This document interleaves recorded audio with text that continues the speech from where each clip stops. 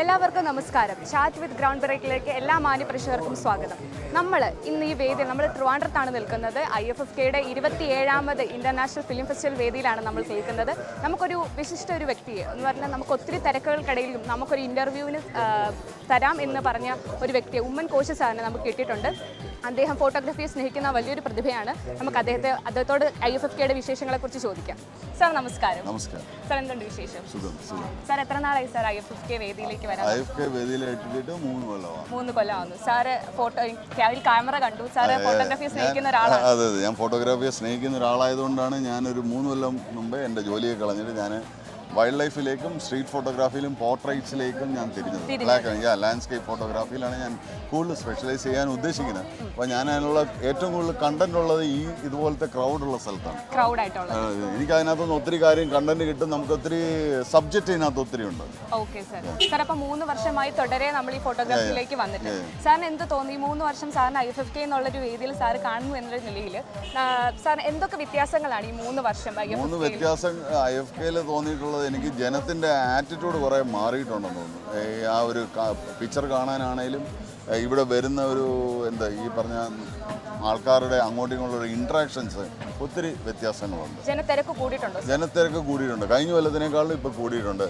സെലിബ്രിറ്റീസിൻ്റെ എണ്ണം കൂടിയിട്ടുണ്ട്. നമ്മളിപ്പോൾ കൊറോണ കാലം കഴിഞ്ഞ് ആ ഒരു ഘട്ടങ്ങളൊക്കെ കഴിഞ്ഞ് വരുന്നതേ ഉള്ളൂ. അപ്പോൾ കൊറോണ കാലത്ത് നടന്ന IFFK എന്നൊക്കെ പറയുമ്പോൾ നമുക്ക് പ്രതീക്ഷിക്കാം ഒത്തിരി ക്രൗഡായിട്ടുള്ള ഇതല്ല.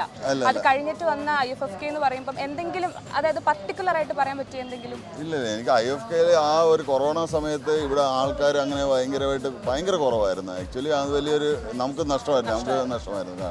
ഇപ്പോൾ സംഗതി എല്ലാവരും വാക്സിനേറ്റഡ് ആണ്. എല്ലാവരും ഇതിനെ കെയർ ചെയ്യുന്നില്ല. ഇപ്പം വരുന്നതിൽ വളരെ സന്തോഷം. ആൾക്കാർ നിങ്ങൾക്കറിയാമല്ലോ, ഇപ്പോൾ കാണുമ്പോൾ തന്നെ അറിയാം അതിനകത്ത് ഒത്തിരി സാധനങ്ങൾ ആൾക്കാർ ഇഷ്ടം പോലെ കയറി വരുന്നതും പോകുന്നതും ഒക്കെ നിങ്ങൾ കാണുന്നുണ്ടല്ലോ.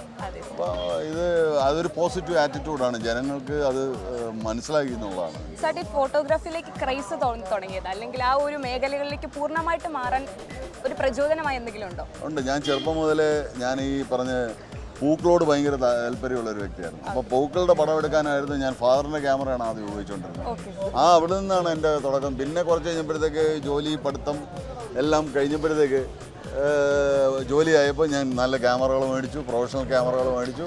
പിന്നെ ഞാൻ ലെൻസുകൾ മേടിച്ചു കൂട്ടി. ഞാനിപ്പോൾ ഫുൾ ടൈം ഈ പറഞ്ഞിട്ട് street photography, wild life photography ഇതെല്ലാം ചെയ്തിട്ടുണ്ട്.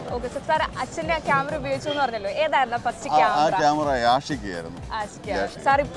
ഇപ്പം ഞാൻ 2-3 ക്യാമറ ബോഡീസ് ഉപയോഗിക്കുന്നുണ്ട്. സോണി ഉപയോഗിക്കുന്നുണ്ട്, നിക്കോൺ ഉപയോഗിക്കുന്നുണ്ട്. സാർ, വളരെ സന്തോഷം. ഞങ്ങൾക്ക് സമയം ഇല്ലാത്തടത്ത് ഞങ്ങൾക്ക് സമയം തന്നതിന് സാറിന് വളരെ സന്തോഷം. ഉമ്മൻ കോശി സാർ, ഞങ്ങൾ വീണ്ടും കാണാം sir. Okay, thank you sir. Thank you so much.